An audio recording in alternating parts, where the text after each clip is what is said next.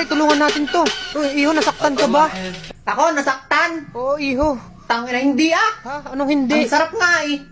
Mamaya pupunta ako sa gitna ng kalsada, magpapabangga ulit ako. Ay, grabe. Ang sarap kasi. Ay, grabe may aksidente. Utoy, okay ka lang ba? Ako? Oo, Toy. Oo naman, okay lang ako. Ikaw, kamusta ka? Ito, Toy, ayos lang naman. Ayos lang. Oo, Toy, okay lang. Oo.